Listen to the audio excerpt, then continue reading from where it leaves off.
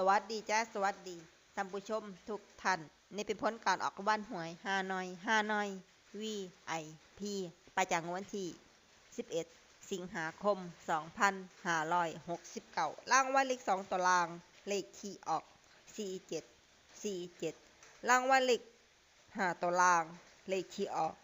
02647 02647รางวัลเลข2ตัวบนเลขที่ออก2424รางวัลเลข3ตัวบนเลขที่ออก824 824รางวัลเลข5ตัวเลขที่ออก